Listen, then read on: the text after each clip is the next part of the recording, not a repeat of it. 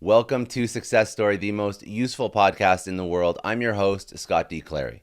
The Success Story podcast is part of the HubSpot Podcast Network and the Blue Wire Podcast Network. The HubSpot Podcast Network has incredible podcasts like My First Million. My First Million is hosted by Sam Parr and Sean Puri. They feature famous guests. They discuss how companies made their first million and then some. They brainstorm new business ideas based on the hottest trends and opportunities in the marketplace. Here are some of the topics they talk about. If you like any of these, you will love the show. 3 profitable business ideas that you should start in 2022. Drunk business ideas that could make you millions. Asking the founder of Grammarly how he built a $13 billion company, or SaaS companies that anybody can start. If these topics are up your alley, go check out My First Million. Listen to it wherever you listen to your podcasts. Today, my guest is Salim Ismail. He is a serial entrepreneur, angel investor, author, speaker, and technology strategist. He is the founding executive director of Singularity University and lead author of Exponential Organizations. In March 2017, he was named to the board of the XPRIZE Foundation. He has been building disruptive digital companies as a serial entrepreneur since the early 2000s. As a prolific speaker, Salim gives more than 150 talks per year to audiences of all sizes around the world. He has been profiled across a vast array of media outlets, including the New York Times, Bloomberg BusinessWeek, Fortune, Forbes, Wired, Vogue, and the BBC. He is a sought-after strategist and a renowned technology entrepreneur who built and sold his company to Google. So today we're going to speak about all the things that Salim speaks on and teaches. We're going to speak about the keys to disruption and innovation. We're going to see why some of the largest organizations have trouble keeping up with some of the most smallest agile organizations, and why small disruptive organizations always seem to win. We're going to speak about the immune response to evolution and disruption in organizations, how the world deals with multiple Gutenberg moments at the same time. We're also going to speak about how Salim plans to break and fix the world. We're going to speak about exponential thinking, disrupting government, and the future of civilization and governance. So an incredible episode. Hope you enjoy. This is Salim Ismail. He is a serial entrepreneur, angel investor, author, speaker, and technology strategist.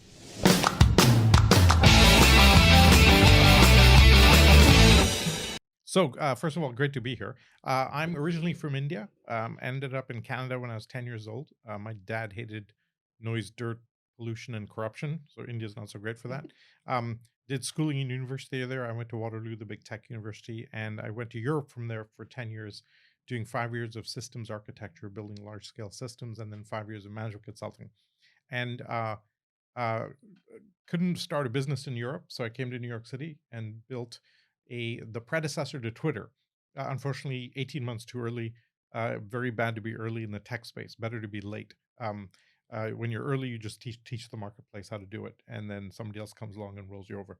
Um, but it got me well known. Ended up on the West Coast as the head of innovation at Yahoo, and kind of hit across the fundamental problem that is driving a lot of my thinking now, which is when you try anything disruptive in a legacy organization, the immune system attacks you because all of our organizations are built to resist change and withstand risk, and yet that's the harder bit, right?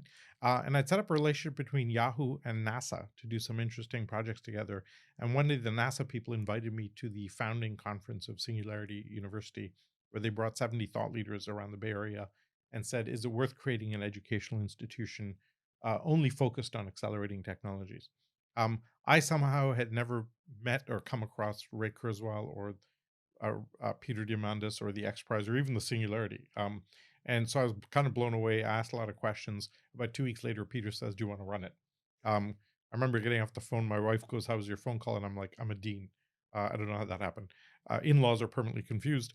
And 7 years of building out Singularity, I think, was incredibly seminal. Probably my secret superpower is that if there's a lecture, lab, workshop, discussion on blockchain or autonomous cars or CRISPR or drones or neuroscience breakthroughs, I've heard each one like 60 times. Mhm. So as my wife says, I can pretend to speak about anything at this point. And that gave me an insight that we have 20 Gutenberg moments hitting us at the same time. The printing press in the 15th century fundamentally changed the world. Well, solar energy fundamentally changed the world. And then you have blockchain that totally changed the world. AI completely changes the world. In general, we've had these kinds of breakthroughs once every few decades. And I think we have 20 of them hitting us all at the same time. And this is blowing our industries and blowing up our institutions globally. And I'm probably most focused on the structural change happening in society because of the massive tidal wave of these technology breakthroughs hitting us at the same time. Um, and I wrote the book on the back of that, basically saying we need to organize in a completely new way. And we noticed that over the last 10 years, a completely new breed of organization was emerging where they'd learned how to scale the org structure as fast as you could scale technology. We've learned how to scale technology very well. 0 to 1 million users, Amazon Cloud Services, you can do it pretty quickly. But building the org structure and the actual organization, as any entrepreneur knows, is painfully incremental and linear. And so, how we saw a new breed of organization and basically analyzed 200 of the fastest growing companies and said, how are they doing this? How is TED scaling so fast using TEDx, or Uber not hiring its own drivers, or Airbnb leveraging other people's assets? And that's essentially where the EXO model came from. What's interesting is even the examples that you mentioned, they're organizations. Were they birthed in these 20 Gutenberg moments, or were they organizations that were legacy? Because I don't think, well, obviously not Airbnb and Uber and whatnot, and TED. I actually don't know when the inception point of TED was, but all the examples you're mentioning are companies that were sort of growing and going through awkward periods when all these technologies were available. So I feel like the people that were attracted to these organizations, even the leadership, they were a little bit more forward thinking. Now, when you look at the largest organizations in the world, they've been around for 30, 40, 50, 60, 100 plus years. Yeah. So when we look at the people that are making moves and the people that are disrupting, they are the Airbnbs and the Ubers and whatnot and the Netflix of the world. But have you seen and have you noticed with legacy organizations them trying to adapt, trying to keep up, or is this exponential thinking? Is it is it too much for a legacy organization to properly implement because of the insane amount of layers, the insane amount of Right. bureaucracy? So, a big question. Uh, there's a few different answers to that. For the most part, they can't figure this out, right? When we encountered, when we talked to the CEOs of a big company, be it Dow Chemical or Caterpillar or Credit Suisse, it took on average, they'd hear about these disruptions, and then it took them 3 years to actually do anything about it, right? So that's kind of the opportunity of the cost of that 3 years is kind of infinite Insane. today. Yeah, Yeah. like when a big bank first hears about blockchain, it literally takes them about 3 years because what'll happen is they'll hear about these and go, "Holy crap!" The CEO or C-suite fellow will go back to the home office, will sound like a raving lunatic, right? They'll give him a white coat, some medicine, and ask him to stand in the corner while they do the important work. Eventually, he'll be go on enough that somebody will be sent out to Silicon Valley. They'll go back and go, "Oh my God, this is crazy." They'll triangulate and go, "Okay, we need to set up an outpost over there." So they set up an outpost with people in Silicon Valley, and those people get excited. When they come back in, they sound like crazy people, so they get ignored. Then the CEO changes, and you start all over again. And that kind of pattern is just it takes a long time to turn a super tanker, Mhm. right? And then you turn the rudder, and nothing happens for a while until the ocean. It's that same type of analogy. We do see a complete shift with younger CEOs and younger entrepreneurs because they've grown up native to this environment and are doing things in this way. There's a great little story I have about this. When we were building out Singularity, we had it was about 6 months in. The dean of one of the top two business schools in the world comes to visit, and he's like super annoyed. He's got a whole bunch of articles circled in newspapers about us. And he's like, "What the hell are you doing? There's like $2 million of PR here, and I'm arguably the best business school in the world. I can't buy a newspaper, an article in a newspaper. What are you doing?" So we try and explain the model, da da da da, da going through it. And at some point, he goes, "Well, how big is your team?"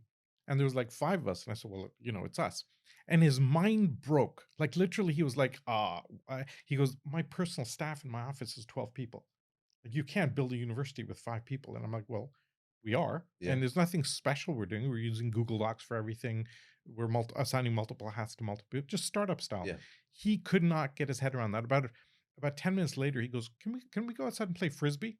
And the next 2 hours, he was just playing frisbee outside. We literally broke his mind, and that really struck me. I was like, "Wait, like that guy's running the biggest business school in the world and cannot get his head around this. What hope is there for any of this?" Right? And one more very quick follow up. About 5 years ago, I did a keynote to a conference of 700 deans of business schools. Who knew? But once a year, they all get together. Organizer excitedly announces me and says, "Hey, we're going to hear from Salim, latest in the EXO stuff." Except what he sees is complete blank looks from the audience. And he notices this and goes, he goes, how many of you have heard of EXO? And out of 700 deans of business schools, like two put up their hands. Now, if you're a car designer, you may or may not like the Tesla, but you should goddamn know that You it's know, there. you know what it is. I mean, and they have no idea that this new paradigm exists. It was just unbelievable because every business school in the world teaches you how to build a 20th century organization. There's simply no business school in the world that can teach you how to build Uber. So what's the lever you have to pull, in your opinion? Do you think it's to convince those deans or to educate those deans, or do you think it's to go into the largest organizations in the world and you're gonna have a trickle down effect into the business schools? No, I don't think you can fix it because academia has the worst immune system in the world. More And so than like Fortune 500, way, way worse. I think it goes like big companies as a bad immune system. Our institutions like education and journalism and healthcare have their own immune system. Then you have academia, which has its own immune system, and then probably the worst is religion, Yeah. where they'll like kill you if you don't follow the religion, right? Like it's rather dramatic. So I kind of grade immune systems at that level, and we've got a great slide that was put together by Riaz Shah, the head of global learning at Ernst and Young, showing here's 60 things that you'll hear that indicate an immune system response. We can't do it. It's not a priority. We are not set up for this. It'll never work. All of the normal hundreds of reasons to say no to something, Yeah. right? And there's ways of beating this, and we've found ways that big companies can adapt, but it's very rare to see overall. We're pushing the envelope, and we've got a methodology now to transform big companies. But most actually don't believe it because they just can't see how you get there. So what is the result that you're trying to achieve with Singularity? Like if you said, for example, you're talking to a big company, like, Yeah, and I would say before we go down that rabbit hole and see how we can actually build the company that we should be building, yeah. are there companies that do it? Is like an IBM? Yeah, so I'll give you a great data point. When we launched the book, we scored the Fortune 100 Yeah. on this model. We said, okay, to what extent does IBM use lean startup thinking? To what extent is GE purpose driven or not? To what extent is Procter and Gamble has decentralized decision making? And we scored them because we have a survey, a diagnostic that scores a big company. And I did a segment on CNBC Squawk Box and published this index. Here are the Fortune 100 ranked by the flexibility, agility, scalability of their org structures. Um, and it was a nice little marketing thing. We just finished a 7-year trailing analysis of that index, and the numbers are unbelievable. So we're comparing the top 10 most flexible, agile, scalable of the Fortune 100 compared to the least flexible, Mhm. in our opinion. We tracked them over 7 years. The top 10 outperformed the bottom 10 by like 3x on revenue growth, 6.4 times on profitability, 11 times on for return on equity. But shareholder returns, which is the compound annual growth rate, Mhm. top 10 beat the bottom 10 by 40x over 7 years. Wow. Like you can't make this up, right? And we actually did an R squared analysis to make sure this was statistically real. So because the umbrella thesis is pretty simple. As the external world becomes more volatile, your ability to adapt is going to drive market value. And now we can prove it like 6 ways to Sunday. So the big challenge now becomes how do you take a big company and make it more agile? And we have some good indicators and some good precedents. Larry Page from Google came to me a few years ago and said, "Hey, your unit at Yahoo is really successful. Should I build an incubator at Google?" I said, "Don't. You'll have the same immune system response, but do something like it. Keep it stealth, point it into adjacent areas, and you see the result is Google X, where they have their core information processing capability in the mothership, and they use hardware, Google Car, Google Glass, contact lenses, to go into adjacent areas, right? The master of this technique is Apple. Obviously, hyper successful company. Uh, they're Yes, they have a great design capability. Yes, they have a great technology supply chain. I will argue that Apple's core innovation is organizational, because what they do, unlike anybody else in the world, is they will form a small team that's really disruptive. They will take that team to the edge of the company. They will keep them secret and stealth, and they will say to that team, "Go disrupt another industry." And Right? when you say secret and stealth, like what does that actually? So Like the mothership does not know it's happening. Like Steve Jobs when he put the Mac team really, away in a and separate they room. give them their funding and their budget, and they just say do whatever you want, and No, then no, no. They may say they'll give them direction. okay, Go disrupt payments. but Or so okay, here's how Apple works. They have a portfolio of teams investigating the future of cars, payments, retail, watches, Yeah. whatever, education, you name it. And when they think an industry or product area is ready for disruption, they go into it and disrupt it, and then they iterate their product very aggressively. Um, Not only does nobody else do this, nobody's even noticed that this is all they do, right?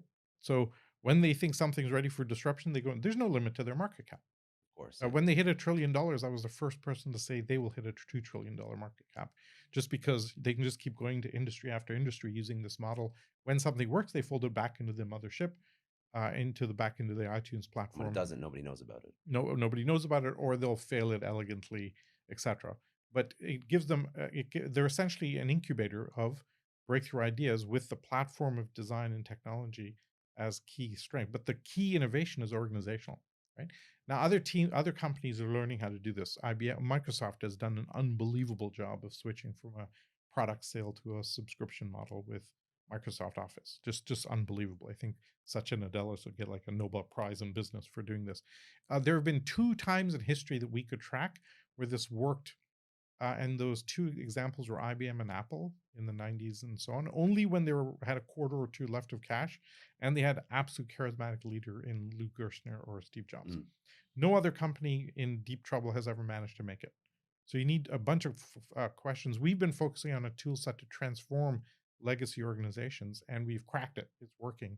But getting a big organization they have to first realize they're in trouble, B, believe that there's a path through it, that actually take on that path. It's like a patient who first hears they have cancer, They don't want and to believe it. Yeah. they don't want to know, right? Yeah. And they're not set up to know, and you have to kind of wake them up and shock them, et cetera, et cetera.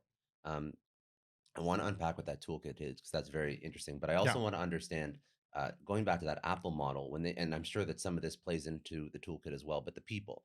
So when you build out these teams that are separate from the mothership and they're doing their thing and they're investigating and they're trying to disrupt, Yeah.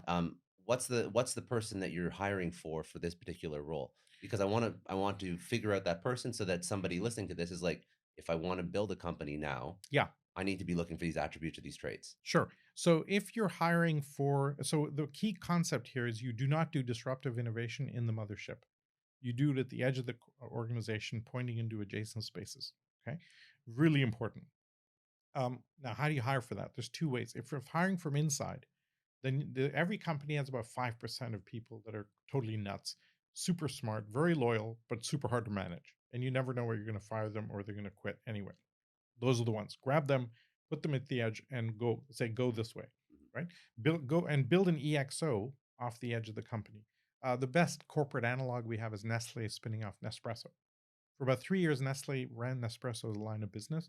It was just a mess, didn't go anywhere because it doesn't fit inside the corporate structure of food processing, etc. Excuse me.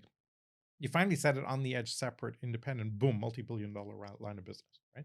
And so that's the key formula: is put it at the edge into adjacent spaces.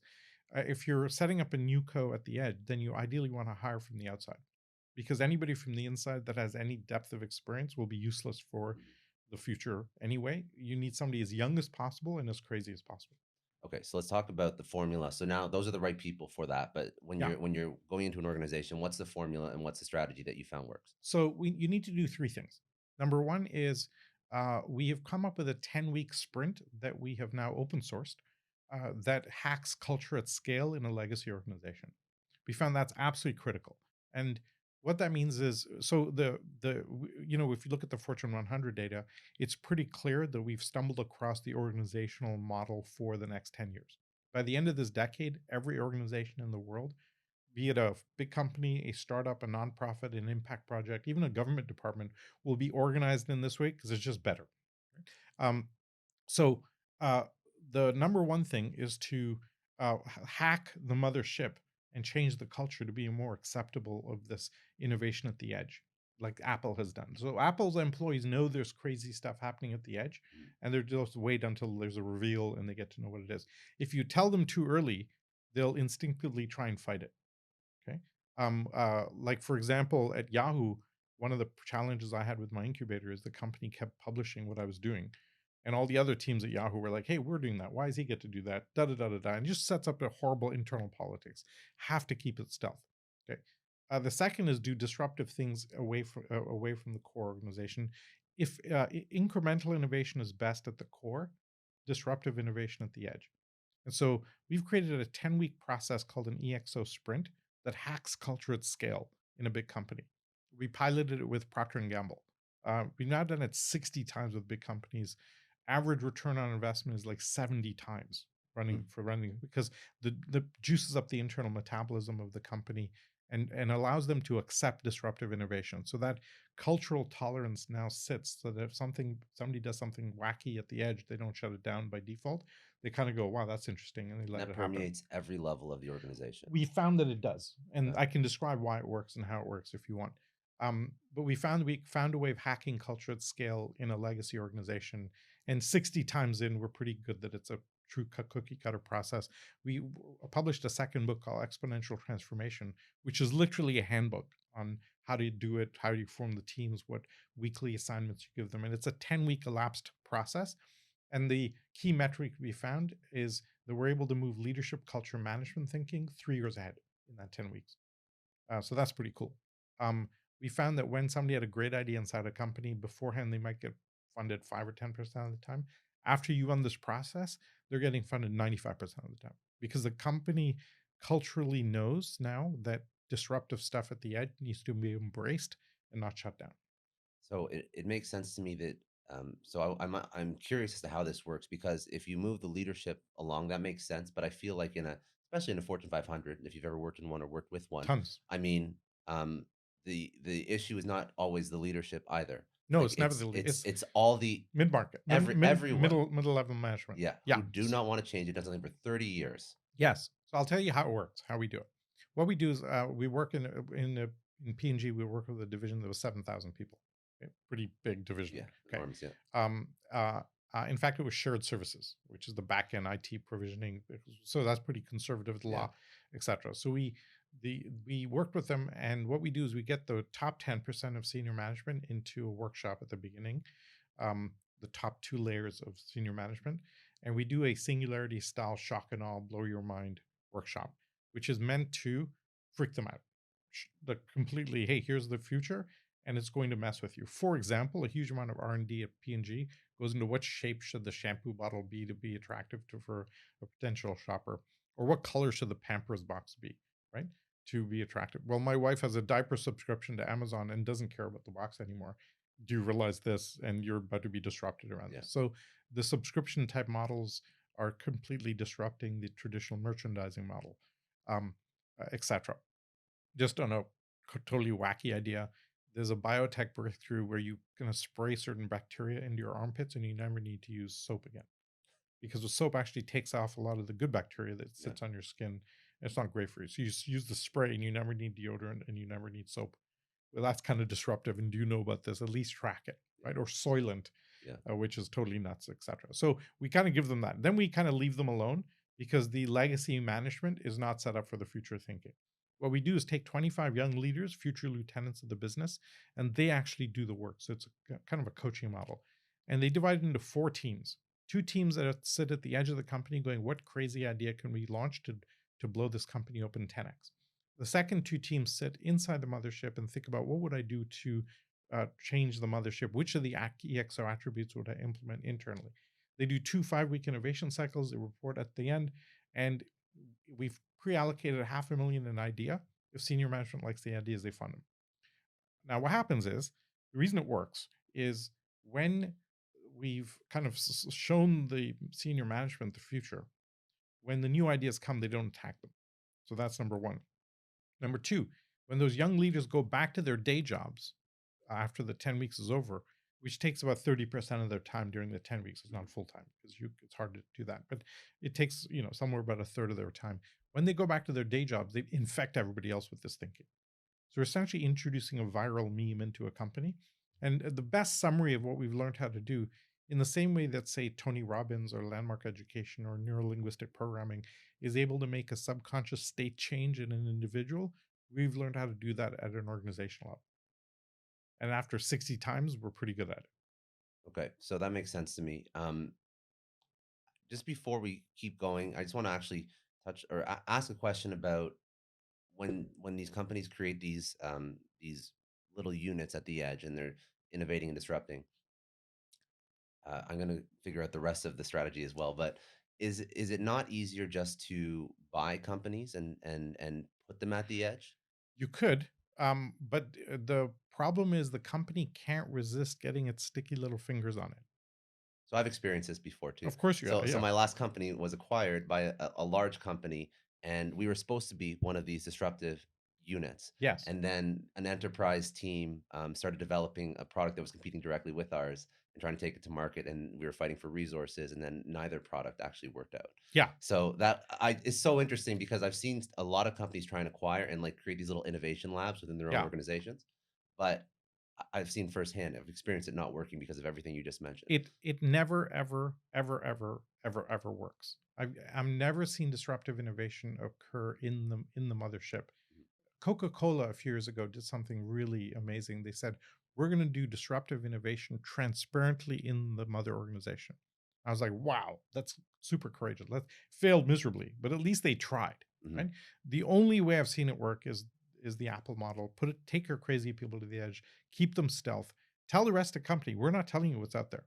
But when we launch it, it's going to be really freaking cool, Yeah. right? And then launch it off the edge. So that requires a different form of leadership than all this. The consensus driven leadership that exists in both most big companies doesn't apply to this model. So you have to operate on a totally different way. And a large company, here's the simple reason why every large organization in the world is geared for efficiency and optimized for predictability. They want to deliver the same bar of soap in a million locations if you're Unilever. And when you come in from the side, it's like a Roman army marching along in a phalanx formation with shields and spears Yeah. chunking along. You come in from the side, it doesn't matter how nice you are, you're going to get speared. Yeah. Right. Yeah. And what you experienced is you bring in this different animal and the company can handle it. And I can give a couple of great little anecdotes because I've seen this before in telcos and banks and stuff. But I joined Yahoo, and I extracted 5 promises from Jerry Yang and senior management to join. I want to be offsite. I want to be able to go off brand. I want to be free of HR and legal rules. I want to be able to build on my own technology stack, not bound by the corporate stuff. Ruby on Rails, we should be building because we're trying to be a startup type structure. And the last one was I want to be able to give equity in an idea to somebody who had a great idea. Otherwise, they could just do a startup, especially in Silicon Valley. We got all sign off on all of these. Within 2 months, all 5 shredded beyond any possible recognition that they ever existed. I go to the HR people and I go, hey, I want to give stock options to somebody who has a great idea. And they're like, we can't do that. We're a public company with a regulated stock option plan. No freaking way. I'm like, but I got sign off from Jerry Yang. And they go, yeah, you tell Jerry to come down and run the stock option plan and deal with the regulators. No, we're not doing it. I'm like, "Yeah, Yeah. and like there's literally rippled across all of these and it was gone. Um, my favorite one was about, I did get a separate office away from the mothership, but about, I'm sitting in the empty office with my developers and about a couple of days in, the doorbell rings.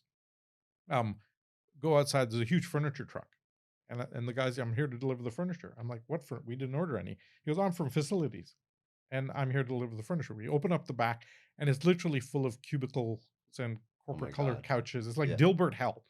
And my guys are like, the hell with that. If that comes in, we're out of here. Yeah. We want ping pong table and foosballs and beanbags, Not right? this shit. Yeah. Yeah. So the guy's like, hey, my KPI is to deliver and furnish a new office within 48 hours of it opening. And I'm coming in. Yeah. I'm like, so I'm like, okay, hold on a second. I'm on the phone with his boss and his boss's boss. I'm on the phone with my boss and my boss. It takes half a day. Finally, I'm able to get rid of the guy who's grumbling. He doesn't want his bonus dinged Yeah. because he actually did show up, et cetera, et cetera. And I'm like, phew, that was like, close. But we managed to get rid of him. My guys didn't quit in protest, and all good. But it shows you. It And shows you what. you know what this is like. Yeah. Everybody in a big company knows this story 1,000 times over. Okay, here's the crazy part. 2 weeks later, doorbell rings. Same guy, same truck, same furniture. And I'm like, dude, I thought we went through this. He goes, yeah, except my manager changed. Notice you didn't have the tick box, and I'm now ordered to bring the furniture, and I have to start all over again. Right now, what's key here? Insanity. What's really key here is he's not being a bad guy. No. He's just doing what his KPIs and his job description, the efficiency of the company operating on a certain metabolism is geared to do that thing. When you try and do something radically different, it can't cope. It just can't cope. It'll spit it out. And so either one of two things happens with a disruptive idea in a big company. Either it gets diluted so much that all the disruptive elements are gone and you can't, it's vanilla and mother's milk at that point, and up applehood and mother pie, and it's just part of the big company, or it gets spit out and rejected and you lose the either way.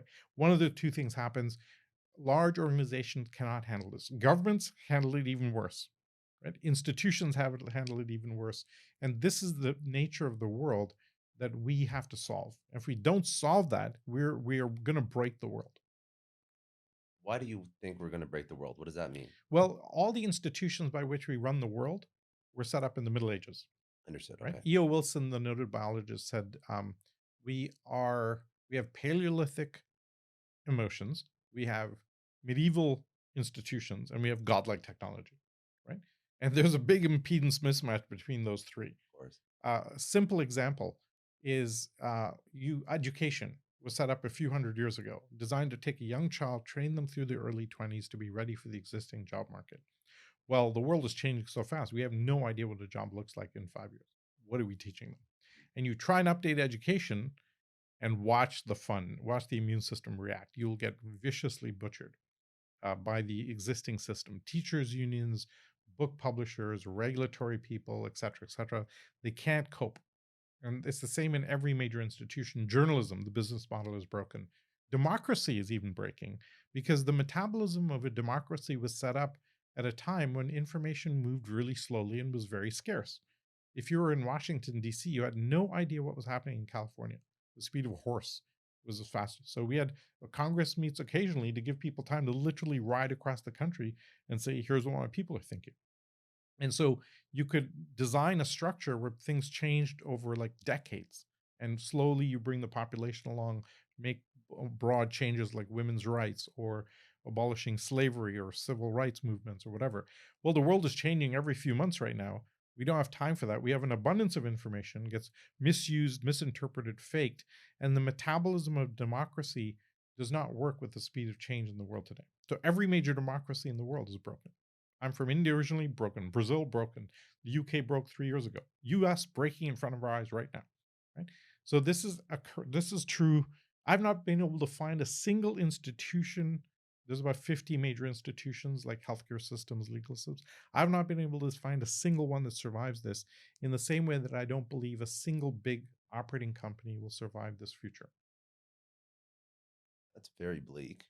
No, no, no, no. You can look at it I'm bleakly. not Yeah. saying that it's incorrect. I'm just saying that it because Well, all I'm thinking in my head is how are you going to go into the U.S. government and change the way that their you organization works? you don't do it that way.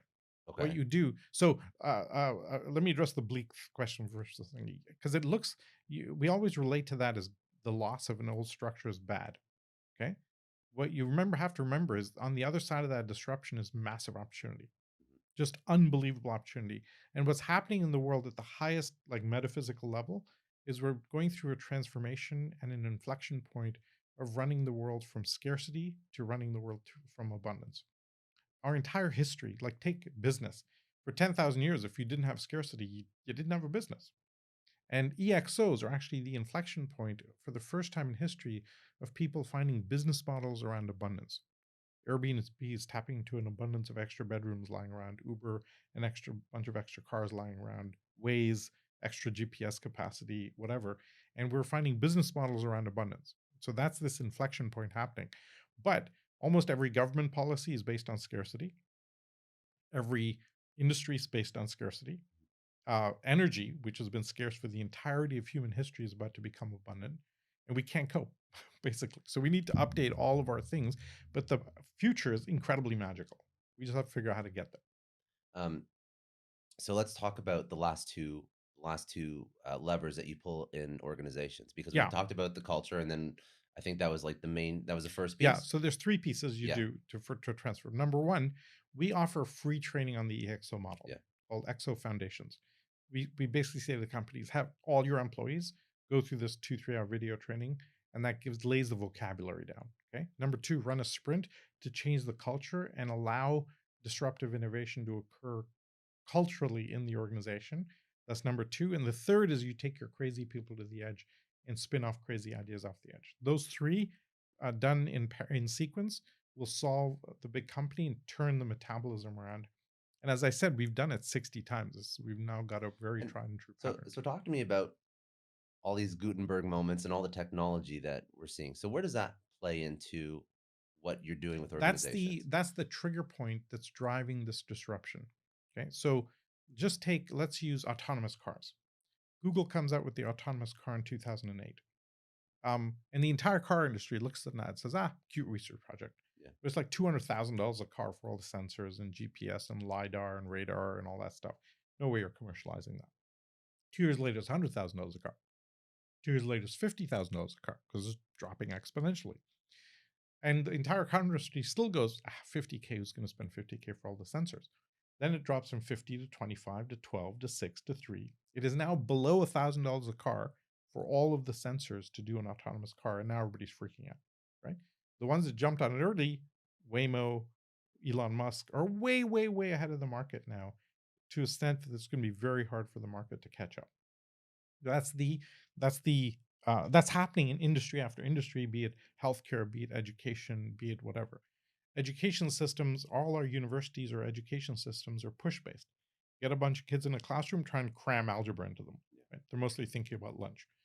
Just the simplest idea. How much of your university degree did you really use when you got into the workplace? And the answer is like near zero. Okay. What we're moving to subconsciously without realizing it is a pull based learning model. When you take on a new job or a role, you pull down the skills needed to run that function and do that function. And that's how we'll be running the world going forward. Well, that's very different from our old push based systems. And how do we deal with that? So, those are the kinds of tensions that are occurring in this massive inflection point. The 20 Gutenberg moments are the tsunami that's washing away these old structures and forcing us to do things in a new way. Um, okay, so then I want to go back to the point you made about there's huge opportunity. Yes. So what does that opportunity look like? Because when you originally said we're going to break things or things are breaking, democracy is breaking, and you look at all the other countries in the world where democracy has broke to some extent, Yeah. I don't see today in 2022 a net positive because of that. Yet. So what? So how do we? Yeah. Okay, so Got that. So let's follow the model. yeah, Existing system, it's starting to break, and then you see an innovation at the edge. Okay. What happens? You don't try and bring the innovation into the middle. You let that become the new gravity center over time. Let me give you an example. Our monetary systems are breaking. The reason is we created a debt-based structure. We floated off the gold standard in the 70s, and we grew the economy with debt. Okay. Um, and that structure didn't realize that technology was deflationary because up to the entire history of humanity, advanced technologies cost more. So you could grow the economy with a debt-based environment. Well, since Moore's law showed up, advanced technologies cost less because you apply computation and become solar panels become cheaper. Your TV is twice as functional. A year later, your MacBook is twice as functional, and that blows the debt-based monetary system. Now the only option is to print more money to keep up. That increases the debt. So now you're in a spiral. yeah. Okay. How do you break that? You can't break it from inside the system. Right at the 2009 crisis, Bitcoin appears. Bitcoin is the innovation at the edge that operates a true regulatory free monetary system that's deflationary. Okay. And nobody can hack it, nobody can control it. Now, people will try, they can't, etc. Jeff Booth, who's for me the chief economist of the abundance age, head of YPO Vancouver, Yeah. wrote this book called The Price of Tomorrow. And he said, what Bitcoin gives you is money velocity without debt. All our economies and monetary systems gave you money velocity by increasing debt. And now we have money velocity without debt. And that's the new model. We'll shift to that over time. It's inevitable. Now, you can go elegantly, you can go kicking and screaming, but you will go because the existing system can't sustain. So that's Right? what you see in various countries. So you see some countries that are banning it, while El Salvador is adopting Adopting it, it, embracing it. You see some country. It's interesting when you mention the response, because like the immune response to it, because talk it's to any banker yeah. about Bitcoin and watch them get hives, right? They But now you just have people doing like their own digital currencies. exactly. So Because we everybody's have for the trying first to time yeah. innovation in currencies, which we haven't had for hundreds and thousands of years. right? Or or if you did, it was always state backed innovation. Now it goes to the individual. So everybody's like, I can launch blockchain. Let's go for it. Now they may not all work, but at least you have innovation there. We have right now a Cambrian explosion. I think that when I looked at Coin Market Cap, there are 19,100 tokens listed on there. So all of them doing fascinating innovation in different ways. And when you think, because I look at this and I see some companies that are building like these 19,000 companies or the Airbnbs or the Ubers, but when you look at um, disrupting a government, what's the time frame on that? Because you still like, is it in our lifetime or not? Because when I look at like, okay, so we're trying to move towards decentralized currency, and that's going to be the best possible solution for society. You can't even have someone's grandmother who can purchase it right now without help. It's Agreed. getting there, but we're not there yet. No, So, no, I can't even. I've been navigating this NFT world in these Discord channels, et cetera, et right? cetera. I'm still trying to get my head around a smart contract. It's a very, very different. There's some bylaw you have to be under 25 years old to use the blockchain, right? So that's an issue. That's a huge issue. But here's what happens: we look at a bunch of different things that lead to disruption. Peter calls them the 6 Ds. You digitize is very disruptive for a while, deceptive, then it becomes disruptive, then it dematerializes, democratizes, etc. And you have this curve. The key to going from deceptive to disruptive and really making a big difference in what happens turns out to be usability. So Steve Jobs made the smartphone usable. Right? Those old Nokias were not that, they were clunky. They weren't that. He made it usable. Boom, we had exponential disruption. Bitcoin is not quite usable yet. Coinbase has allowed you to purchase Bitcoin, but not do much else with it. These other blockchains are trying for this. Somebody at some point will crack the usability. And when they do, then things take off in a massive way. I just find it interesting because if you have regulatory come down on this, like even if we think of things that were like marijuana, for example, Yeah. like if there's some regulatory immune response to it or anti-immune response to it, and they put it into law, Yeah. then you're stuck for 50 years. Are you not? You are, but yes, you are. It's a huge issue. And what's happening is they've tried to regulate these cryptocurrencies, but it turns out you can't. And I'll give you a simple example. This is the thing that Well, tipped it talk to me over. about China because China did that, and then you Yeah, saw the miners move out of China. So sure. But then you kill all innovation, right? You're basically centralized, top-down autocracy, which and they are. which is Yeah, they are. And yeah. now they're having cracked down mass more and more, and they'll have to keep cracking down more and more. No autocracy has ever succeeded. Right? Now, no democracy has ever succeeded either. But as Winston Churchill said, democracy is the worst form of government, except for everything else. Right? At least you have some modicum of freedom, et cetera, et cetera. The challenge we have in the U.S. is that a democracy relies on an educated population, and the population is not educated in terms of what's actually happening in the world. Well, because 40%. again, it brings us back to the information. It does. It breaks it. It Yeah. breaks it. So now what's the future? I think the future is micro democracies, city states rather than nation states. Because we run nation states because they were successful because you could have lots of natural resources under one boundary. You had critical mass in multiple industries and that big thing, just like a big company. Uh, but now the future is, if you look at the pandemic, the most successful responders to the pandemics were small countries. Big countries were uniformly a mess. Okay, Russia, China, India, U.S., Brazil, mess. All the small countries, because they have homogeneity and move quickly, they can get their populations to adapt. People listen, they have a higher trust levels. Boom, hugely successful in little countries. In the same way, you don't need access to resources today. If you have solar energy, vertical farming, you don't need a national grid. You don't need centralized energy pipelines and supply chains, etc. So therefore, a city state is, we think, is the future of organizational model for society, and that's where we're saying when I think about Trump or Brexit, it's not about left versus right. It's urban versus rural. Mhm. Really, that's the fight. Well, it always is, right? That's the issue. And Always then you is. have like the coastal cities that the left is pandering to, and then middle America is wondering where the hell they're being, Yep. included in this. And then it's no longer political ideology. It's just why are you focusing on people that aren't going to help me? Yeah, but here's the incredible point, and this is why we tend to be so optimistic. You throw in solar energy and a water filter that can extract clean water out of the air, and healthcare that can be looked up on the internet, Mhm. and education that can be looked up on the internet. You can be self-sufficient anywhere. You don't need the centralized government I in any way, understand. shape, or Okay. form. So you can now really be self-sufficient. You're not dependent on this. There's a huge irony in that the red states take more from the central government than the blue states. Is that true? Yeah, oh yeah.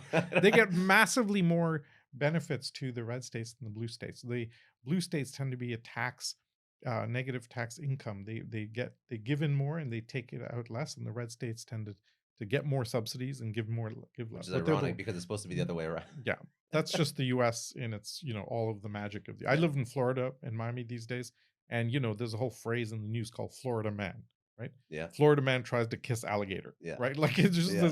there's a level of in madness that maybe comes with the heat and humidity, and people do just the most ridiculous things against their self-interest. We saw that with the masks and so on. I just want to take a second and thank the sponsor of today's episode, HubSpot. Now, as a leader, you're always on the lookout for more ways to arm yourself with knowledge. The books, the seminars, and most importantly, the podcasts that help you make the best possible decision for you, your company, your customers. Because when you know more, you can apply more and you can grow.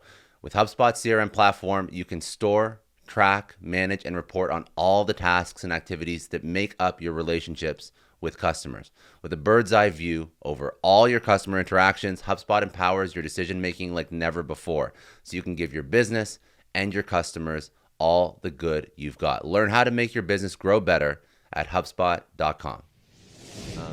So let's talk about starting organizations. Yes. So you're an entrepreneur. You want to start something. Yeah. What's your advice for somebody starting something? Is there a way that they should look at? Absolutely. So Yeah, before we go to that, let me just finish one big thing about sure. Yeah, if you apply this model in big organizations, it really goddamn works. I'll give you an easy example. Amazon has a policy inside Amazon called the institutional yes, because they realized the immune system problem in big companies. They realized it's really easy to say no. So they created a policy where if you have an idea inside Amazon, you come to me, I'm not allowed to say no. My default answer has to be yes to your idea. If I want to say no, I have to write a 2-page thesis on why it's a bad idea and post it publicly on an intranet for ridicule and shame. So they caused friction, they've increased the friction of saying no, meaning it's much easier for me to go, yeah, yeah, go do it. You'll fail downstream. I don't believe in your idea, but go for it. yeah. Right. One of the Which is results the of this, attitude you have to have. which is the attitude you have Yeah, to have, yeah. which one of the results of this policy was Amazon Web Services. Wow. Nothing to do with their core strategy. Nobody could figure out how to say no to it. Now, one of the most successful products of all time that delivers 75% of Amazon's profits just by stopping the immune system and mitigating it somewhat. I'll give you one last example that's very powerful in the corporate world. Marriott Hotels is worth about $50 billion today. If Marriott had launched TripAdvisor, Booking.com, Airbnb, their market cap would be $250 billion, 5x higher. The reason I say this is all of those ideas were inside Marriott, but the immune system didn't let them out. So, for fear of cannibalizing the existing business, they leave 5x market cap on the table. Okay? So, just let that register for a bit. Okay. So, that's why we're pretty clear you have to be organized in this way. So, then how do you start an EXO? Yeah. We have a very clear and very simple model for how to build, and it's now being followed by tens of thousands of entrepreneurs around the world. Number one, most importantly, what is your massive transformative purpose? What fundamental problem are you trying to solve? The founders of Waze are trying to solve traffic. Google's MTP is organize the world's information. Uber is everybody's private driver. It's a single statement that kind of encompasses here's the challenge, here's what we're trying to solve, here's what we're about. Um, Paul Pullman at Unilever read the book, ordered every brand in Unilever to have an MTP. And after 3-4 years, the 5 most profitable brands are the ones that have adopted it the most. So we can see the model bite. What that does is gives you a clear statement to the outside world. Here's what we are about. Here's the fundamental problem that we're trying to solve. A community then appears around that. Google organizer, Uber as everybody's Just private driver. to Yeah. point on that, can you help me understand for somebody who's listening to this? They're like, well, what's the difference? I know I have to have a vision and a mission, and these are all things that I've heard other people say that I should have as a founder. What's the difference? The vision could be I want to see a MacBook in everybody's home. Okay, that's the vision. It doesn't tell you what problem you're trying to solve. Understood. Okay. The MTP is think differently, right? Um, Uber can say we want to be in 5 million cars, have 5 million drivers. But that's the vision. But the problem they're trying to solve is everybody in the world should have a private driver. So it's the problem statement that you're getting attached to, not the outcome solution. You get Understand. attached to the problem. You have a Okay. leading indicator there that you have Boom. to. MTP, cure cancer. Yeah. Right. And it's not that I'm going to cure cancer. It's like it's a call to action. We are collectively going to cure cancer. Now, so that's number one and most important. Every EXO we ever saw has an MTP.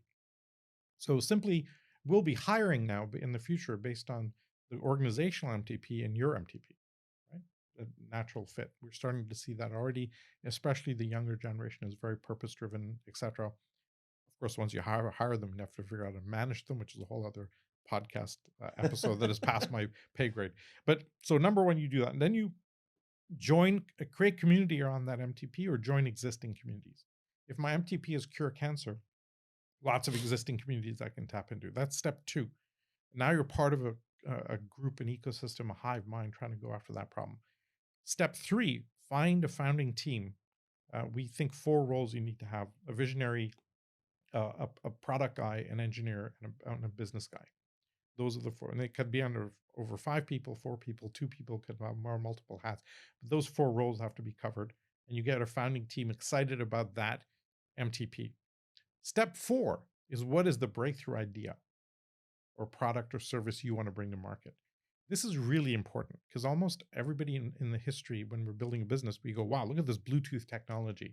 Let me see how I can push this out into the world. Okay, so they're trying to push system to succeed. They found a great technology. They think it can solve lots of problems. EXOs tend to be problem driven, and then you find a breakthrough solution that matches. And then you're agnostic. Like Elon Musk, his MTPs go to Mars. And whatever it takes to get to Mars, that's the technology he'll use. He's not found, oh, we have 3D printed rocket engines. Let's use these and get these out into the world.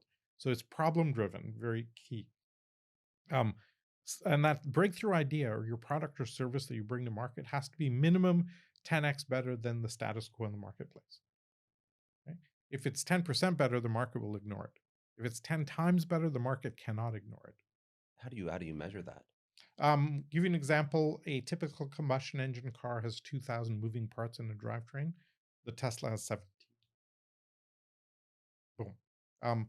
My listings per employee at Airbnb is 100 times more than the rooms per employee in Marriott. So there's a bunch of ways metrics Right. you can apply per industry, per vertical to decide. My healthcare, my cancer detection device can do cancer detection 10x better than a mammogram, etc. So there's easy metrics in it depending on the problem statement. Now you have your product and service. Then you follow the lean startup methodology, MVP, lean startup canvas, business model canvas. Once you've got that going and you're iterating, then you add in the other EXO attributes, dashboards, OKRs, lean startup thinking, decentralized org structures, eventually leading to DAOs, et cetera, build algorithms into the product, et cetera, and you finish the tick list. And then you keep running that and model. and like the most critical thing in a startup, which is finding that PMF, is so much easier now because you haven't tied yourself to that one product. Exactly. That one product that you think is a good idea. That's right. You're just trying to solve the problem. You want to solve the problem. Very smart. Very smart. And talk to me about companies that are doing this well, so as people can look to examples outside of like the big ones, but like newer ones that are starting. Um, there's almost every startup today is following this methodology one way or the other. Soylent is a great one, Yeah. right? Solve Nutrition, not can have a better food product.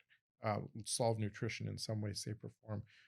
There's the easy. TED is a good one. Let me use TED as a little case study. I'll give you 2 case studies. Yeah. TED is when TED has been around for a while. 1,000 people a year are going to Monterey in California. Chris Anderson takes it over. He does 3 things: establishes an MTP, ideas worth spreading. Right. Then he puts all the TED talks on YouTube for free, leveraging rich media. Then he allows anybody in the TED community to go create a TEDx event. And boom, in 10 years, he's created a global media brand. Nobody's ever created a global media brand that fast before. And his cost of doing this was near zero. So you can take an established environment, blow it open to a global level at near zero cost. So that's a good example of an EXO. Okay. I'll give you a slightly more newer model. If I ask you used cars, How would you disrupt the used car market? Um, it's not that obvious. You might have a better app. Maybe I can deliver the cars to somebody. Maybe I insure the car that it's give a better warranty so people have used cars. You have Carvana and a few other models that are popping up. Okay. Chinese company called Guazi says, okay, we're going to attack the used car market. They show up at somebody who wants to sell a car. They take 250 data points, photo, video, audio. They have an audio of the engine. A machine learning algorithm listens to the engine perturbations and is able to detect if there's any issues with the engine by the sound. Pretty easy. Over millions of engines sounds, they can figure that out pretty quickly. And it gives them a real time on the spot price of that, what the engine thinks, the AI thinks the car is worth. If it's worth $10,000, I offer you $9,000, 10% less. And then we'll go beef it up and try and sell it for $11,000. Okay. That's it. That's their model. But that real time pricing is very attractive to the seller. The buyer also knows that they've got this, they've done all the research and due diligence, and they're not, the margin's not that higher. They're not trying to sell 50% Yeah. more, they're selling 10% more. So the buyer goes, I have good confidence in this. The company's 7 years old. They've captured 80% of the used car market in China. Wow. So, 2 million cars a month. Okay. And I will suggest to you that anybody in the real world, anybody in the used car industry, cannot get their heads around that statistic. well, because I don't think they know 80% what's wrong, market share in 7 years, which is insane. which is It's nuts. absolutely nuts. But so the problem they were solving is friction.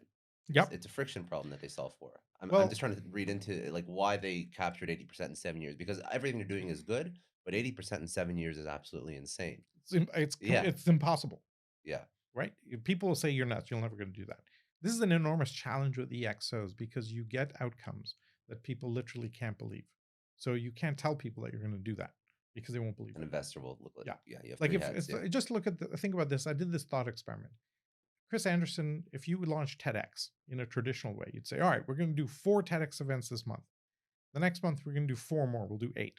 Following month, we'll do 4 more. We'll do 12. Maybe the following quarter, we'll do 20, and then 30 a month, then 50 a month.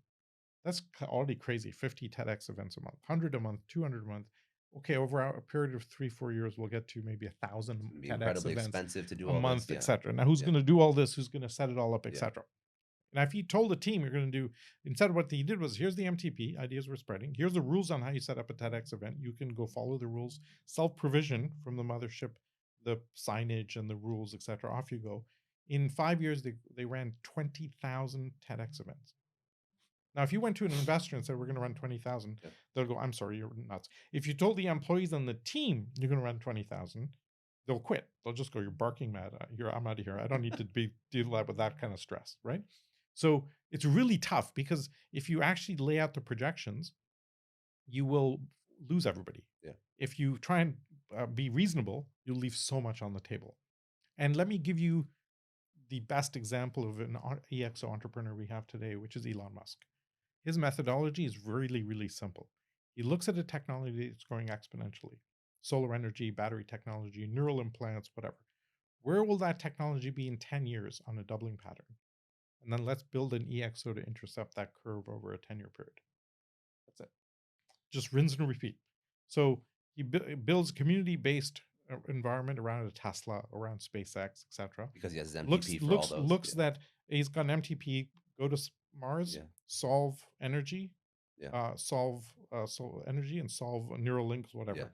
Um, so you set your MTP. You look at the technologies that are going to give you 10x or doubling patterns over that period of time. Have the courage to go, okay, that's where it's going to be in 10 years. For example, when he launched the Tesla in 2010, battery prices were X. By the end of the decade, lithium-ion batteries are 90% cheaper than 10 years ago. Okay. Now, the car industry does not dare make that projection. Okay. And no car executive will go, those batteries are going to be 90% less. They can't get their heads around exponential thinking. So entrepreneurs today have all the advantages. Big companies have all the disadvantages. The one thing that I thought you touched on a few times that was interesting, that I've seen a lot of the things you're speaking about in real life. I've seen a lot of these companies deploy like the XO model, Yeah. but the one thing that I haven't seen yet is DAOs and decentralized organizations.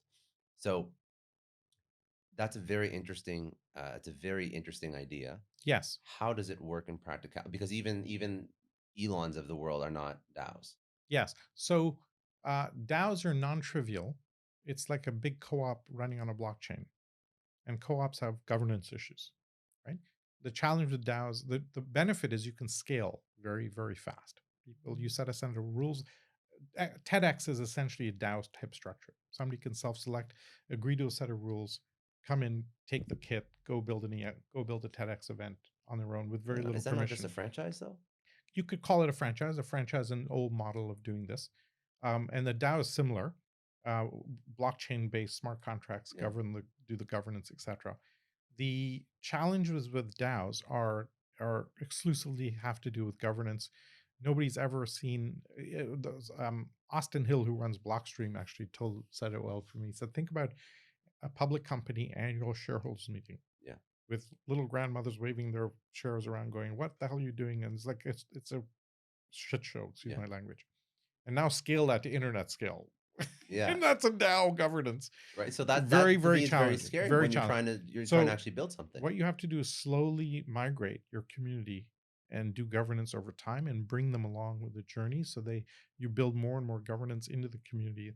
And so we are building with the EXO basically a decentralized McKinsey's, where people can do consulting on the EXO model. They self-provision on training. They can go apply those tools to their local companies. We now have 17,000 consultants in 130 countries. You're starting to apply this. And so now we've been steadily moving for 4 years to try and become a DAO, and it's taken us 4 years to get the community voting, the governance. Somebody does, we have a bad actor in the community. What do we do with him? Yeah. It's not good for us to say we look like the bad guy if we say the community should vote. What should we do with that person who's creating a competitive Also thing? because they're not used to it. They're not used to it. It takes a long time to use. So you Yeah. have to train them into getting involved. You have to figure out how many people should be on the governance committee to decide that. It's really, really, it's going to take us a long time to work out the governance models for DAOs. It's a non-trivial. Right now, we've got the burst of irrational enthusiasm. Oh my God, everything great in the world would be DAOs, and it's like the peak of the Gartner hype cycle, right? We'll go through the chaos of the crazy expectations, and people go, oh my God, this will never work, and then it'll just start happening as all technologies go through. But we're right now at the peak of hype cycle of DAOs. Um, with everything that you've worked on with EXO, with Singularity, what are the problems that you're trying to solve right now? So what are you most focused on right now that you're concerned about, that's keeping you up at night, that you're seeing in organizations? Or is it just the you've just kept building out Singularity, you've kept deploying this in companies, and you're just trying to scale that effort up? No, we've successfully applied EXO now in thousands of companies around the world, and people are You know it works and it's yeah, deployed well. it's working, and people are taking up the model. For example, the Minister of Oceans in Mauritius called me up a couple of years ago and says, "Hey, I run my ministry on your book." I'm like, "Wow, that's Very like cool. pretty thing nuts." Yeah. So we're starting to see the model bite in kind of all sorts of fascinating and unexpected places, and the model is it's just because it's better. Yeah. And importantly, we didn't invent this, right? We analyzed 200 companies of the fastest growing company and just tagged what they were doing and created like a tick list for people. So there's no massive innovation. We just brought all of the attributes people are using into one place, so they can, and given some prescriptive path as to how to apply these ideas, and people are following that model. Uh, so that's off to the races. What I'm fascinated by and most passionate about now is how do we transform society? Because we have to move You don't go society small. from, well, MTP, you have to go Yeah, big, right? yeah. And so my MTP is to transform civilization. And it actually came from something my dad said.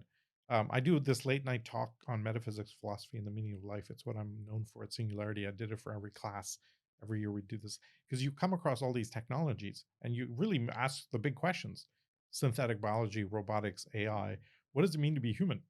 When I have a pig's heart inside me and all my organs are from my brain and memory are in my smartphone, etc. Right? At what point am I non-human, human?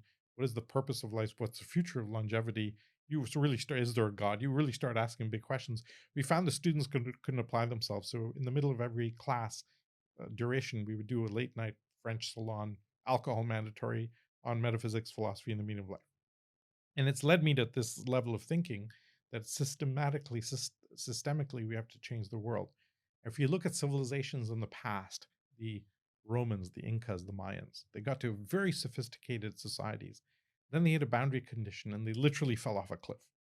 Suddenly collapsed, every single one of them. No civilization has not gone through this process. You talk to the Yuval Hararis and the Neil Fergusons of the world, those conditions exist right now. So now how do we prevent that collapse in some systemic way and minimize the damage, the downside, not end up in several hundred years of the dark ages? We have two choices as humanity today: Mad Max or Star Trek. And our politicians are sending us straight down Mad Max. Um, but with all the technology abundance, we actually have the opportunity for a Star Trek world, and I'm interested in how do you make that pivot. So I did one of these late night sessions. My 90-year-old dad is at the session. Somebody goes, "I really liked your talk, Fixing Civilization," where I talk about this immune system problem. My dad's hand goes up. He goes, "Can I heckle?" I'm like, "Yeah, of course." He goes, "Totally disagree with your talk." I'm like, "Oh, do you, do you not think we need to fix civilization?" He goes, "Yeah, of course we do. But that's not the problem. The problem is not the fixing part. The problem is the civilization part." I was like, "What do you mean?" He goes, "We have not civilized the world. We've materialized the world. Now we have to do the work to civilize the world." And it's like wisdom of the elders, Yeah. kaboom, right? And the whole audience, well, yep, that's it. I lost all credibility. And I was like, wow, he's right. We actually still have, you look at the political discourse in the world Yeah. today, or in the US, or in England, or in the Russia Ukraine war. We are apes with more and more tools. We're apes with nuclear weapons. Yeah. We actually have to do the work now, civilizing ourselves. And I think it starts with um, this immune system problem. We get used to a particular pattern, and we have to undo the old thinking and apply new thinking to embrace abundance of energy. Just that changes the world so fundamentally that none of our existing systems, institutions, business structures can deal with that simple fact. So we have to come up with new models, which is essentially how we think about this. The really great part is that Clay Christensen, with Innovator's Dilemma, identified and created a valid theory for disruptive change and disruptive innovation. We've now developed a tool set for applying disruptive change prescriptively. So we can do that in companies first, which is the easy part. As we learn how to apply that to institutions and to government, then we can navigate cleanly through this future to ending up in a Star Trek world rather than a Mad Max world. Do you think that the ability to improve civilization, or to civilize rather, will be through large organization, or is there No. a version? Well, there's a version of what you're doing that has to be deployed for the individual, not the organization. So how do you do that? So I'll go back to my city versus state issue. We think it'll operate at a city level. We think people will self provision with these new tools and just go do it. And over time, that'll become the default model in the world. So, for example, Puerto Rico is deploying microgrids with solar energy, battery power. Philippines, the same thing. People are self provisioning on these models. You look at in the gaming world, Axie Infinity, tens of thousands of families are pulling themselves out of poverty. It's essentially wealth redistribution using a gamified environment. There's unbelievable reasons to be optimistic in the world. There's a really important a piece that Peter Diamandis identified in the book Abundance. In the back of our brains, we all have this little organ called an amygdala, and it's an evolutionary mechanism that we evolved in the plains of Africa. If you're if you hear a noise in the bushes, you run Yeah. because bad news can kill you. Good news does not kill you, right? If I miss some good news, I might miss some fruit that I could eat. Might miss something like that. If I missed a piece of bad news, I could die. So we're actually 10 times more likely to pay attention to bad news versus good news because of the survival threat from when we evolved. Okay. This is why all you hear in the news is bad news because you pay attention to bad news. This is why Fox News does very well. If you watch Fox News, you're going to die this week. If you're Yes. lucky, you'll last till next week, but then you're going to die next week.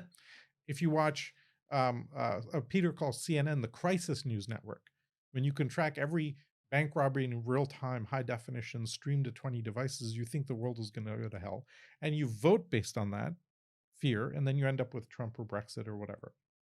The world is actually in an infinitely better place than we have ever seen it on all the data that you want to pick. Any data you want to pick, we're infinitely better. Longevity, life cycles, maternal mortality, infant mortality, cost of telecommunications, transportation are all thousands of times cheaper than they were a while ago. I'll give you the simple statistic. There's a cost of what do we mean by extreme poverty. It's on $2 a day of $2011. If you get less than $2,000, that's called extreme poverty. So they use that parity equivalent across the ages.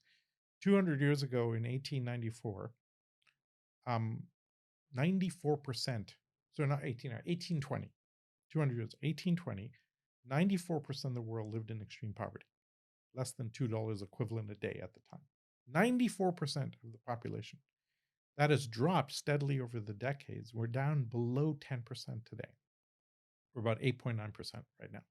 You don't hear that in the news. It's good No. news, doesn't sell.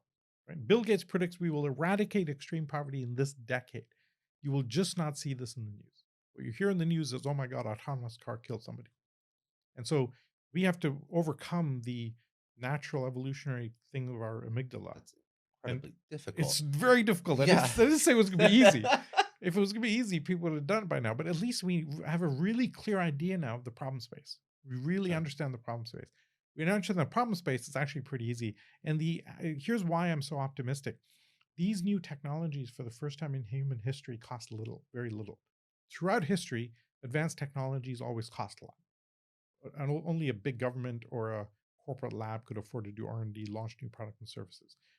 But look at today. Solar energy is cheap, sensors are cheap, the blockchain is open source and free. For the first time in human history, entrepreneurs with no money can radically innovate. Vitalik Buterin, 18 years old, ignores his professors, $500 billion industry. I will suggest to you that no banker in the world can get his head around that. I can't get my head around that, right? How does an 18-year-old create a $500 billion ecosystem? That's just unbelievable. But that gives me unbelievable optimism, because when you have thousands of entrepreneurs now innovating at low cost, magical things are going to happen, and there's nothing anybody can do to stop it. And you'll have more of that good that will permeate. Yeah, I'll give you this last data point, which is, okay, I can create a new innovation. Will I do good things with it or bad things with it? Right. So when Craigslist and eBay emerged, there was a really interesting question. Will you have positive transactions or negative transactions? And for the first time, I can have an open system where I can do good or bad. I can easily on eBay post a picture of a MacBook. You send me $1,000 and I'm gone. I can mask my email address pretty easily. So anthropologists and sociologists have studied these systems. Right? What's the actual ratio of fraudulent versus constructive transactions on an eBay Craigslist? They've studied these systems in quite detailed. Equally, I can do either. Turns out the actual ratio across all of these systems is something like 8,000 to 1. So on eBay, there are 8,000 positive transactions to each fraudulent transaction. That should apply to the general population. So that means if you have something like drones, 8,000 people will do something positive with it, and one person will do something negative. Now that means that one person is really easy to spot. And B, given the 8,000, we should just let anybody do whatever we want to do with drones. Except our regulatory, based on fear, says, oh my God, drones, you might use it for something bad. Ban all drones until we can slowly open that tap. And it's taking us a very long time to take advantage of these new technologies. Um, I would even want to go down the path of figuring out some of those high level esoteric conversations that you have in that group. But I think that's like that's a whole different, other... and that requires some alcohol. We can do that. two gin and tonic minimum. We can do that one time. All right. Okay, let's close this one off for now because we've gone through a lot of stuff. I just want to give you the floor. Is there any other things that you want to bring up to highlight that sort of tie into the conversation that we have? And then I'll do a couple rapid fire at the end to some last points. Well, I think we have a very clear prescriptive path for any company to turn itself into an EXO now. And it's largely, it's as free as you want to make it. Free training on EXO, take the sprint and run it for yourself if you want. And we've laid out the methodology for people. The companies that are using these processes are getting 70 times a return on investment from this effort, from just the work of transformation. So it's when we first started this conversation 10 years ago about what we have newer, nobody believed me, and we didn't have any data points. Tesla wasn't rampantly successful. Uber and Airbnb were just getting started. It was tough to say, hey, the world's getting disrupted. Big companies like, we don't see it at all. Now it's a very easy conversation. But more than that, we have a prescriptive path on how to transform. And I think that's the unbelievable opportunity. This is why we're so excited about the future. Where do people go? Website, social, all that. Our And for website you is too, for you as well, if they want so to. my website is Yeah. salimismail.com, and you can search for me on YouTube and hear lots about me spouting on. Um, our website for the platform in our community is openexo.com. And on there, we offer a free diagnostic where somebody could score their own company, see where they are. The training is free. We have to pay a charge a bit for the certification because we have to do some work to certify, but the video training is free. And we've open sourced in the exponential transformation. How do you run the sprint? And actually, Peter Diamandis and I are now co-authoring the second edition of the EXO book, I was going to be in that. and That's that's essentially going deep into the model okay. and saying what is an exponential organization, what are the characteristics, and how do you start one? And that book is coming out in a few months. We Amazing. just Okay. finished the main writing for it. I had to rewrite the whole damn thing after NFTs and blockchain came out because It's quick. Things change. you take a community and you apply crypto economics, Yeah. and boom, the results are the engagement level is unbelievable. Actually, I didn't even mention this, but when you mentioned figuring out your MTP and building a community around that, that's what I found. Like, if we look at all the most successful companies and projects at any stage, it's all about community building. Completely. Look And at all the yeah, successful blockchains. yeah. Community plus crypto economics, And and you can do now it anything transcends blockchain too. Like completely. it could be a CPG company, it could be a Yeah, service company. You can build community, which is that's like everyone's like, okay, the buzzword is community, but how the hell do I do it? Well, you galvanize people around a cause. bingo, MTP. Yeah, exactly. Okay, bringing it back to you. Yeah. You've had an incredible career. What was the biggest challenge that you've had in your own personal life or professional? But how did you overcome it? What did you learn from it? Biggest challenge was I found that every 3, 4 years, my career would just end in a disaster, and I had to reinvent myself. And I used to look at that as negative, and oh my god, my career just ended, disaster. Um, and then I found that's actually a massive positive transformation because the next thing was always 10 times better than before. I joined Yahoo, super excited about hacking a big company. Find I can't hack the big company. Microsoft tries to buy it. This is a nightmare. I leave. Singularity was 100x better. Singularity was unbelievable. The world's top thinkers. I'm interviewing them all on stage, moderating events for years. I've got the world's kind of information in my hands and being able to transmit that to tens of thousands of students. Incredible. The EXO book was 10 times better because now we can say, here's what you can do about it. And now we can give people some guidance and a prescriptive path to managing transformation. That was unbelievable.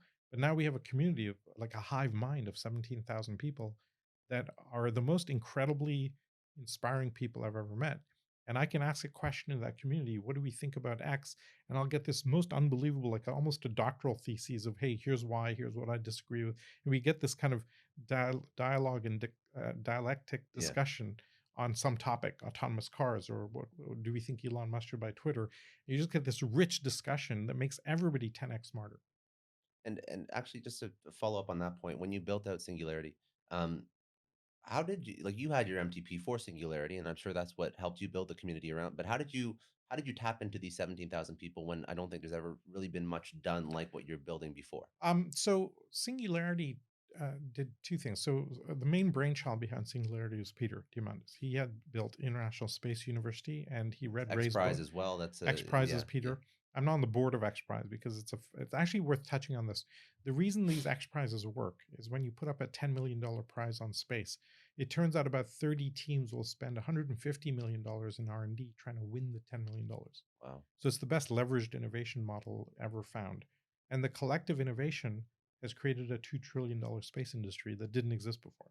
So you put up a $10 million prize and you launch a $2 trillion industry, that's unbelievable, right? So if we're optimistic and enthusiastic about the world, this is why we see these structures, we see these technology, we see these breakthroughs. So I joined the board a few years ago, and it's been fascinating to watch that community spread.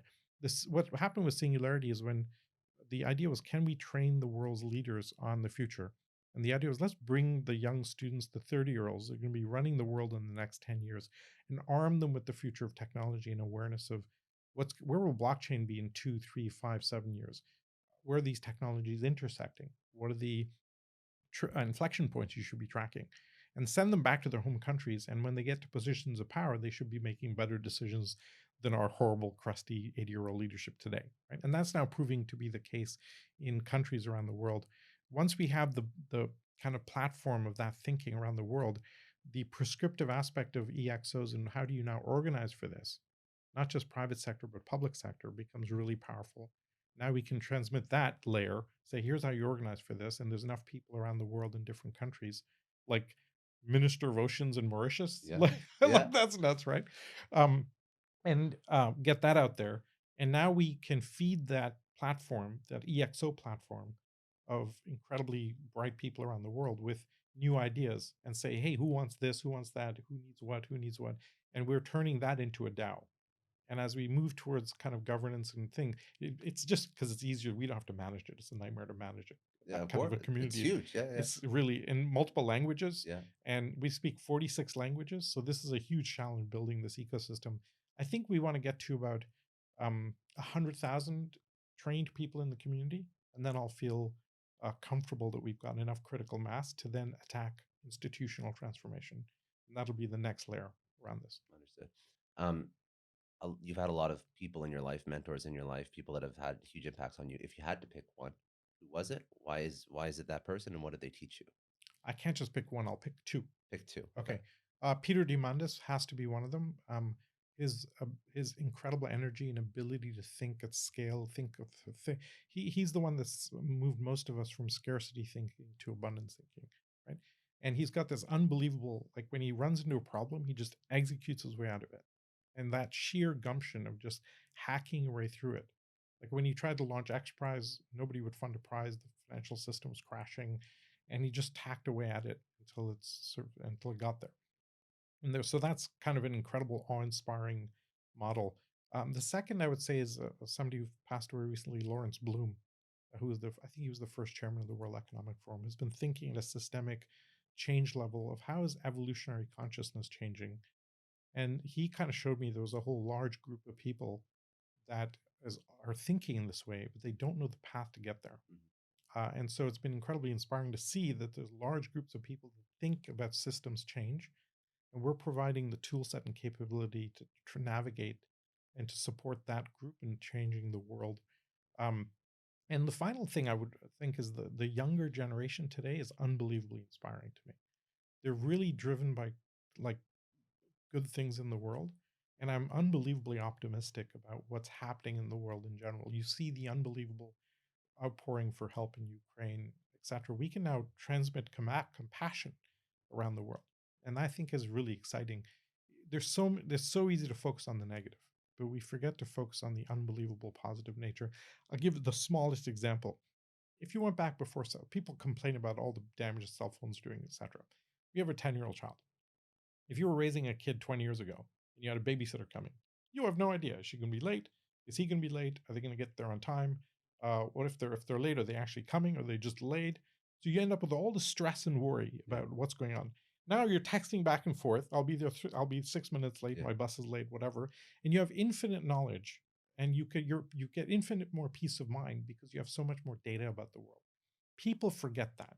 People forget the unbelievable benefits from the magic of all of the technology we have, allowing us to video anywhere in the world for free with my son. Connect with people everywhere. Yeah. It's just the world is such an incredibly magical place. We get super excited by the future, and try not to get trapped in the past. So the younger generation, Lawrence Bloom gave me, and Peter, and then my wife who holds the spiritual foundation. You know, I used to make a lot of money and then lose a lot of money. Make a lot of money, lose them all. Do well, total mess up. Then I met my wife and I do well, not mess up. Do well, not mess up.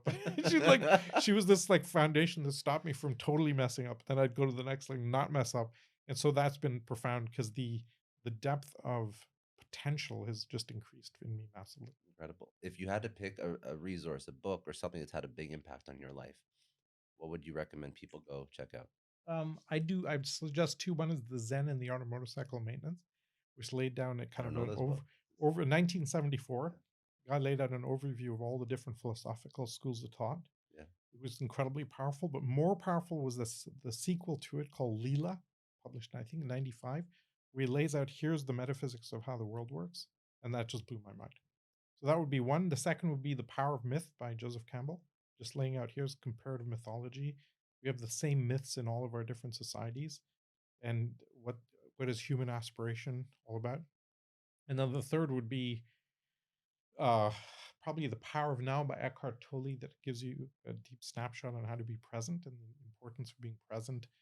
Um, those are all kind of fairly spiritual books. I have a degree in theoretical physics, so quantum mechanics I find fascinating.